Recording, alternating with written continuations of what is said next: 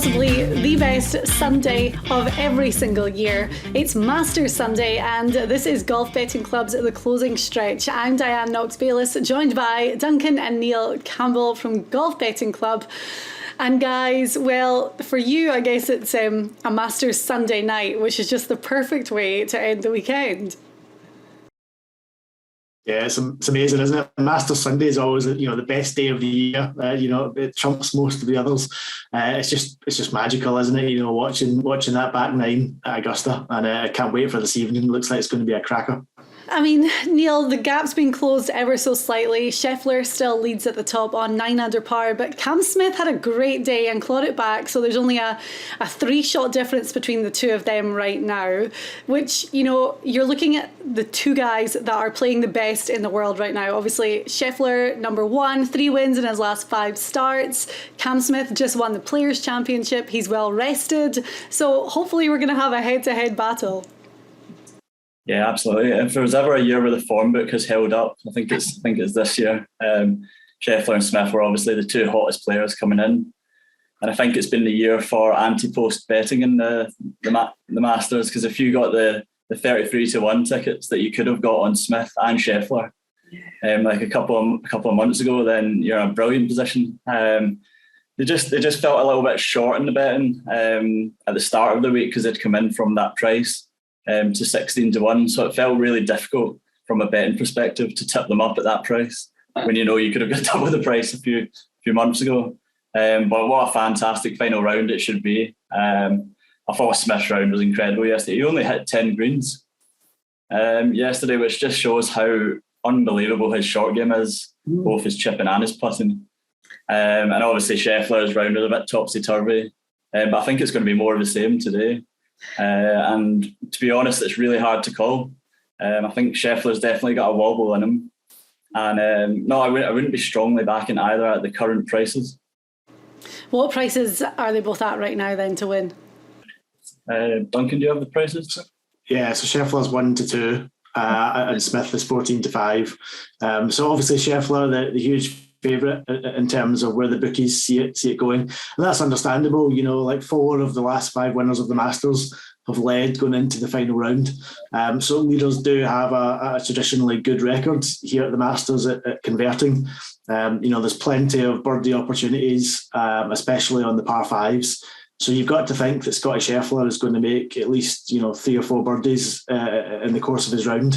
Given that there's going to be ideal scoring conditions today, not much wind, the sun's out, it's going to be a little bit warmer than it was yesterday. So, given that that's the circumstances, you've got to think that he's going to make at least a few birdies, and that might cancel out any bogeys. So I certainly think there'll be a wobble, like Neil says, at some point from Scottie. He hasn't been the best when leading through 54 holes in the past. So I certainly think there'll be some sign of nerves. But I think there's probably enough birdie opportunities out there that he probably gets the job done. But 1-2 for Scheffler really doesn't hold much appeal from a betting perspective. Yeah. You might know the answer to this, but on Friday when Cam Smith kind of fell apart, obviously he started amazing on Thursday and he almost should have been 6 under at the end of Thursday, but double bogeyed 18. What were the odds on Cam Smith then on Friday? Did you have a look? I'm not actually sure. Neil, do you know? No, I know he went out to around the 30-1 mark when he made his double bogey on the first hole of the tournament. But to be honest, after the round on Friday, I was very surprised to see him bounce back in the way he has. And I think we just keep underestimating Cameron Smith at the moment. I know. But no, fair play to him. He's incredible. He's definitely just went up to a different gear this year, and he should be considered one of the favourites for all the majors going forward now. Yeah, he was 11-2 after the first round. Okay.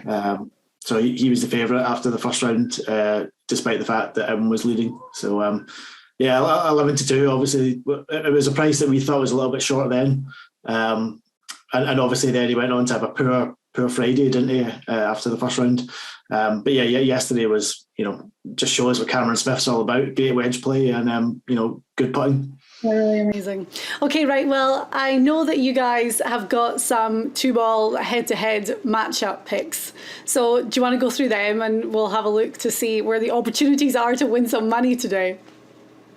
Yeah, absolutely. As Neil said, I don't think we're that keen to play either of the two leaders at the prices. I think that they're probably fair. I don't think there's much value really to be had. But I think the way that we want to attack the kind of final round is that looking at that final two ball between Cameron Smith and Scottie Scheffler. Now you can pick Cameron Smith up at just a fraction over even money here in the UK. And I think that's a pretty fair bet, to be honest, considering that Scottie Scheffler does have a pretty indifferent record when leading. If you look at his last two leads on the PGA Tour, he led at Houston at the end of last year when Jason Kokrak won that one, and he also led at the 2020 American Express. And on both times he struggled. He gave away a great winning opportunity in Houston. He was 2 under through his opening 9 holes in the final round in Houston, and then 3 bogeys really out of nowhere on the back nine blew his chances. And I think he probably struggles a little bit like that today in terms of he'll have a stretch of holes where he probably feels the pressure and maybe makes a bogey or two. And I think that's where Cam Smith's opportunity probably lies. And I think Smith doesn't have that weight of expectation that Scottie Scheffler has. The other thing to say is that Cam Smith has been here before in the Masters. He was there in 2020.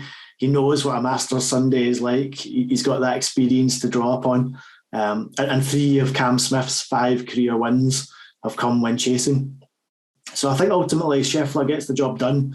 But I do think that Smith will apply the pressure. And I think Smith beats him in the 2-ball today. So I think if you're getting above even, if you're getting even money or better, I think that's a decent bet to take. And I think the gap between the two of them will be shorter than 3 shots come the end of the day. Whoa, that would be such an exciting end of the day, especially because you know how it goes. The back nine at Augusta National on Masters Sunday, really anything can happen. So, okay, well, that's a good one. Neil, I know you're looking at another head-to-head matchup. Yeah, so I've been looking at the Dustin Johnson Cameron Champ matchup. Okay. Obviously, Dustin is heavy favourite for this. He's one of the best players in the world, and Champ's been struggling in general recently. But the prices to me are making me put a bet on Champ. So Champ is available at 9-4 to win over 18 holes. And Champ's got a great record at Augusta. He's got a couple of top 25s. So he was our outsider of the week. So we put him up at 150 to 1. So we just need a top 11 finish from Cameron to have a winner on that this week. So we're hoping he goes well. But I think there's reason to believe he will, because yesterday's driving was pretty much remarkable. He hit 13 out of 14 fairways, averaging over 300 yards. So that driving around Augusta is incredible, and it makes life a lot easier if you can do that. On the flip side, Dustin Johnson has been struggling with his driver all week, and he's been hitting his 3-wood quite a lot actually. And his iron play hasn't been great the last 2 days. So he only hit 10 greens yesterday, and he hit 9 greens on Friday. So I think Dustin's game just isn't as sharp as he would like it to be. A bad round yesterday, I think he may have lost a little bit of motivation there. I just think at the odds, anything over 2-1 is great odds on Champ. And so we're going to have a small bet on that today. I like it. And we need Champ to finish top 11, right? So that's the money-making mission from the start of the week. We love him so much. Duncan named his child after him. Lovely. We're not talking about Champ either, Cameron. Okay, no, great. Champ Campbell. That's going to stick. That's his middle name. Yeah. Oh man. All right, guys. Well, in a way, we wish it was maybe a slightly more stacked leaderboard when it comes to the final day, because as we said, you really get down the stretch and anything can happen at Augusta National. However, we're watching the 2 hottest players, elite players, hopefully battling it out head to head, and we're hoping for some form of fireworks. I think it's worth giving Sung GM a little mention as well. He has 5 back. But if Scheffler throws in that wobble in the first sort of 6 holes, it's possible that he plays in 1 or 2 over par. And Sung Jae finished his round yesterday brilliant. I think he had 5 birdies in his last 10 holes. So it's not impossible he gets himself into the mix, and it would be brilliant if we just had more than Smith versus Scheffler today. And so he's available at 16 to 1. If you were wanting just a fun bet tonight, and you just wanted to throw a few bit of pizza money, it could be worth putting a couple of quid on Sung Jae just for a bit of interest. If you what odds is he at right now? So he's 16 to 1. Okay. Yeah. So if you're chasing the dream of a big win still, I wouldn't put any serious money on it, but just for a bit of entertainment. Aren't we always chasing the dream? Everyone's chasing the dream. That's what we're here for. I was just gonna add in, Dan, that if you do want to have a bit more excitement as well, you could play the parlay of Cam Smith, Cam Smith, Cam Champ, 2 Camerons. Yeah. And then add on John Rahm, who's up against Tiger Woods. And Tiger, obviously, he's been remarkable this week, and making the cut was an achievement in itself. But I think we're starting to see from the television pictures that it's beginning to take its toll on Tiger this week in terms of his physical attributes. He's struggling a bit now, I think, and this will be his 4th round of competitive golf, and I think that's catching up with him a little bit this week. John Rahm had a day to forget yesterday. He was pretty woeful on the greens. I missed a few shots with his irons as well. But it was interesting in Rahm's press conference that he was still talking about getting into the top 10 today. So clearly Rahm's not giving up. He's not downing tools, and he's still wanting to post a big finish. So Rahm is about 8 to 15 here in the UK.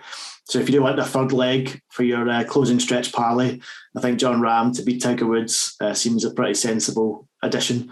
Okay. You'll probably get around 8 to 1. If you shop around, you'll get 8 to 1 on the 3. On the parlay, that's great. I can't believe we nearly made it through the full show without mentioning Tiger.